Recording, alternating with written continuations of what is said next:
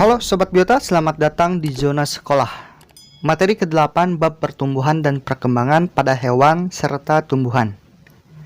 Pada materi sebelumnya kita sudah membahas tuntas mengenai materi pertumbuhan dan perkembangan pada tumbuhan ya. Serta sebelumnya juga kita sudah membahas tentang salah satu fase yang terjadi pada pertumbuhan dan perkembangan pada hewan, yaitu fase embrionik. Nah, pada video materi kali ini kita akan melanjutkan ke fase berikutnya, yaitu fase pasca embrionik. Oke, langsung saja mari kita belajar. Sobat Biota pasti sudah tahu apa itu metamorfosis. Contohnya yang terjadi pada katak.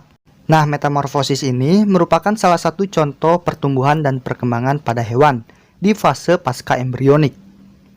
Oke, untuk mengingatkan bahwa pertumbuhan dan perkembangan pada hewan ini terdiri dari dua fase, yaitu fase embrionik dan juga fase pasca embrionik.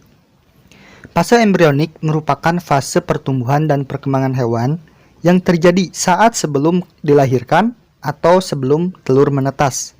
Sedangkan fase pasca embrionik merupakan fase pertumbuhan dan perkembangan hewan yang terjadi setelah melahirkan atau telur menetas.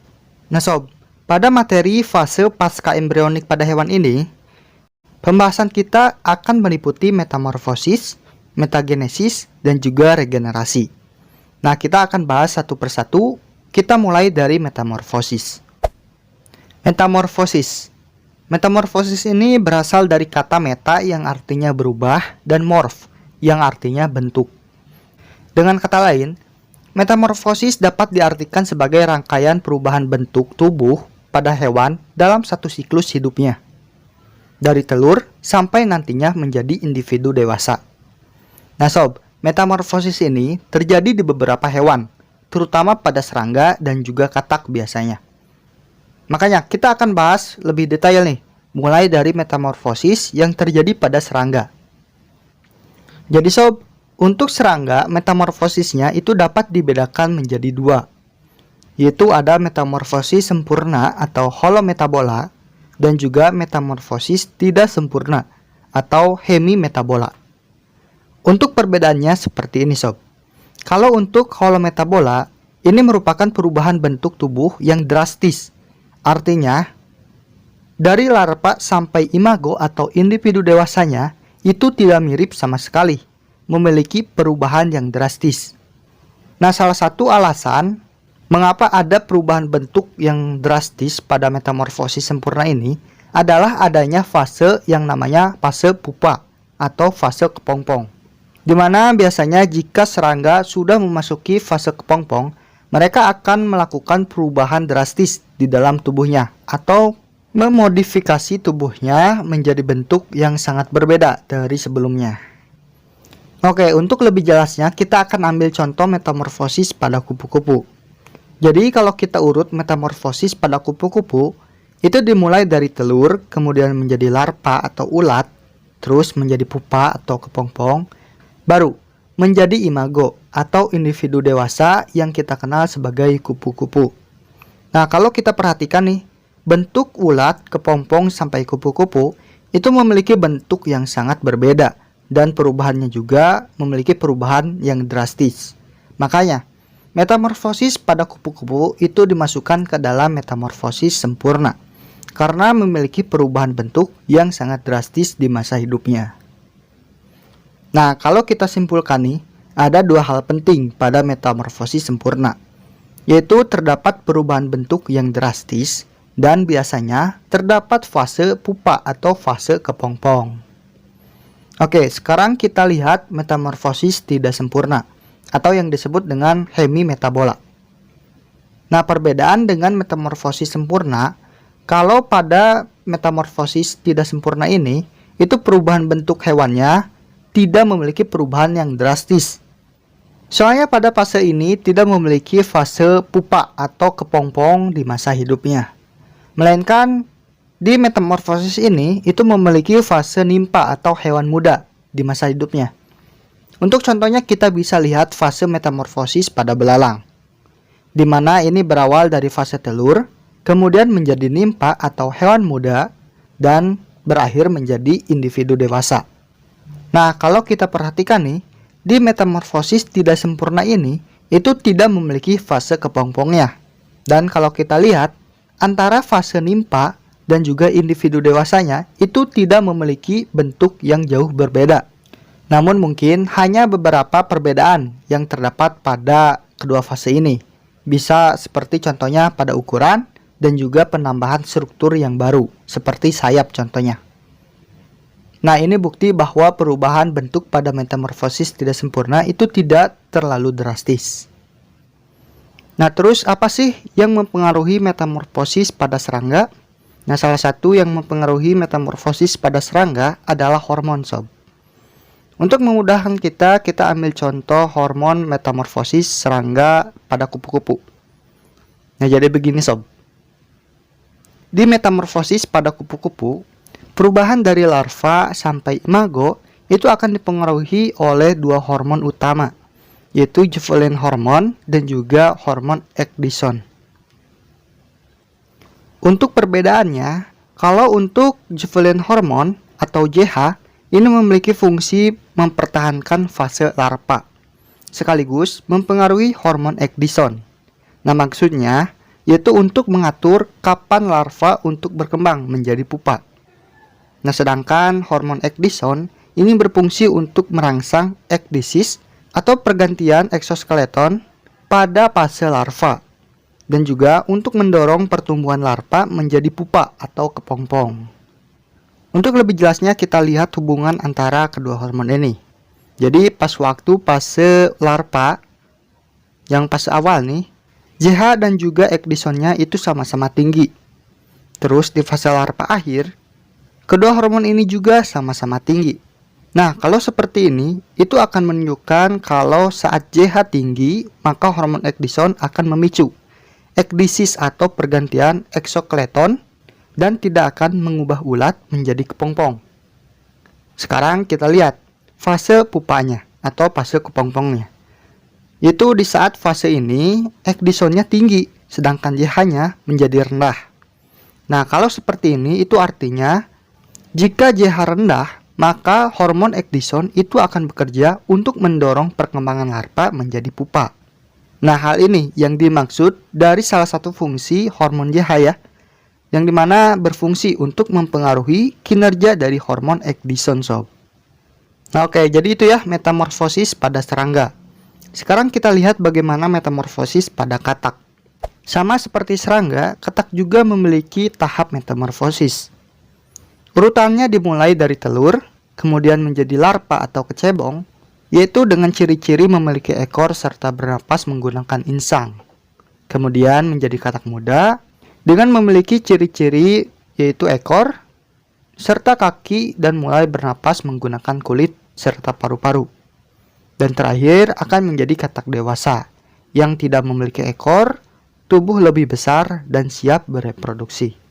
Nah, hormon yang mempengaruhi metamorfosis pada katak ini itu terdiri dari dua hormon, yaitu hormon prolaktin dan juga tiroid. Hormon prolaktin itu akan berfungsi untuk menghambat perkembangan larva menjadi katak muda, sedangkan tiroid akan mendorong perkembangan larva katak menjadi katak muda. Untuk lebih jelasnya kita lihat grafik hormon berikut ini. Nah, di sini kita lihat saat hormon prolaktin itu masih tinggi dan tiroidnya rendah, itu berudunya akan dipertahankan menjadi berudu. Nah, ini membuktikan bahwa prolaktin akan menghambat perkembangan larva menjadi katak muda. Sedangkan sekarang kita lihat di fase ini, yaitu ketika prolaktinnya menurun rendah dan hormon tiroidnya naik, maka ini akan membuat berudu berkembang menjadi katak muda. Nah, hal ini yang menunjukkan bahwa hormon tiroid itu akan membuat larva menjadi katak muda, sob. Oke, Sobat Biota, sampai sini berarti kita sudah tuntas nih untuk membahas metamorfosis. Berikutnya kita akan lanjut mempelajari fase pasca embrionik yang bernama metagenesis. Metagenesis bisa kita artikan sebagai pergiliran atau perubahan cara reproduksi suatu individu dalam satu siklus hidupnya. Jadi yang ditekankan di metagenesis ini adalah perubahan cara reproduksinya, sob. Mau itu yang awalnya memiliki reproduksi seksual berubah menjadi reproduksi aseksual, ataupun sebaliknya, Dari reproduksi aseksual berubah menjadi reproduksi seksual. Nah, supaya lebih jelas kita akan lihat metagenesis pada ubur-ubur sob. Jadi, ubur-ubur itu bisa bereproduksi secara aseksual maupun secara seksual di satu siklus hidupnya. Fase ubur-ubur yang melakukan reproduksi secara seksual itu adalah fase medusa. Sementara yang bereproduksi secara aseksual itu di tahap atau di fase polip. Nah, secara lengkapnya untuk metagenesis ubur-ubur itu seperti ini sob. Metagenesis pada ubur-ubur berawal dari medusa. Medusa ini merupakan bentuk ubur-ubur yang kita kenal pada umumnya, yang dimana mereka bisa berenang secara bebas dan bereproduksi dengan cara seksual. Artinya mereka melakukan peristiwa peluburan sel gamet membentuk zigot. Selanjutnya, zigot akan berkembang menjadi larva bersilia yang bernama planula. Nah, planula ini kemudian akan menempel pada substrat dan membentuk polip, atau yang disebut dengan skipistoma. Nah, di fase inilah perubahan secara reproduksinya. Karena polip ini kan akan bereproduksi secara aseksual, yaitu membentuk tunas atau segmen-segmen baru melalui proses yang disebut dengan strobilasi. Makanya nih, segmen-segmen yang dihasilkan dari petunasan polip ini atau strobilasi ini itu akan disebut sebagai strobila. Nah, strobila yang paling atas itu kemudian akan lepas dan membentuk medusa muda yang bernama evira. Evira inilah yang nantinya akan berkembang menjadi medusa atau ubur-ubur sob. Nah, jadi seperti itu ya untuk metagenesis. Oke, artinya tinggal satu lagi nih yang akan kita bahas di fase pasca embryonik ini. Pembahasan selanjutnya yaitu adalah regenerasi. Tetapi sebelum kita membahas regenerasi, Biologi TV merupakan channel edukasi dan memiliki beberapa subkonten, salah satunya zona binatang dan akuatik. Mohon bantu channel ini untuk berkembang dengan cara like video ini serta like komentar yang saya sematkan. Dan bagi sobat biota yang belum subscribe, tolong bantu subscribe untuk terus mendapatkan informasi mengenai ilmu-ilmu biologi. Semoga dengan membantu channel ini berkembang, sobat biota dapat ikut mendapatkan kebaikannya. Jadi, untuk yang telah membantu, saya ucapkan terima kasih. Regenerasi. Regenerasi merupakan proses perbaikan tubuh yang rusak. Nah, perbaikan itu bisa cuma sekedar menambah jaringan yang rusak, ataupun bisa juga membentuk organ individu baru. Makanya nih, regenerasi ini bisa dibedakan menjadi 3 tipe, yaitu regenerasi yang bisa menghasilkan individu baru, terus regenerasi yang bisa menghasilkan organ baru atau struktur baru, serta regenerasi yang cuma bisa menghasilkan jaringan baru. Kita akan bahas satu persatu. Regenerasi yang bisa menghasilkan individu baru. Contohnya yang bisa terjadi pada cacing planaria. Nah, ketika tubuh cacing planaria ini dipotong, masing-masing tubuhnya itu tetap akan bisa berkembang menjadi individu baru sob. Ini karena tubuh cacing planaria ada yang namanya sel-sel neoblast, yang dimana sifatnya itu aktif membelah untuk membentuk individu baru yang utuh sob. Nah, karena bisa membentuk individu baru saat regenerasinya, maka regenerasi ini juga bisa digunakan untuk planaria supaya memperbanyak diri atau berkembang biak secara aseksual. Selanjutnya ke regenerasi yang dapat membentuk organ atau struktur baru. Contohnya kita bisa lihat di salamander. Jadi saat kaki atau bagian tubuh salamander itu dipotong, maka bagian yang dipotong atau struktur yang dipotong itu bisa beregenerasi untuk membentuk tangkai baru atau organ baru. Kenapa bisa seperti ini? Karena salamander itu bisa membentuk sel-sel blastema di sekitar bagian luka, di mana sel-sel blastema ini memiliki sifat aktif untuk membelah sehingga bisa membentuk sekumpulan sel yang bisa terus berkembang menjadi kaki baru sob. Oke, terakhir, regenerasi yang hanya bisa membuat jaringan baru. Contohnya saat penyembuhan luka di kulit kita. Saat kulit kita itu terluka, maka sel atau epidermis kulit kita itu akan bisa aktif membelah, membentuk jaringan epidermis yang baru, yang dimana akan mengisi dan menutup luka kita. Jadi, luka kita itu akan sembuh. Dan perlu diingat, Kemampuan regenerasi pada manusia hanya bisa menghasilkan jaringan baru atau sebatas ini saja, dan tidak bisa sampai menghasilkan organ atau individu baru. Ini karena manusia tidak memiliki blastema atau neoblast seperti salamander dan juga planaria. Baik, akhirnya kita sudah selesai nih untuk materi tentang fase pasca embrionik pada pembahasan kali ini, yang dimana meliputi metamorfosis, metagenesis, dan juga regenerasi pada hewan.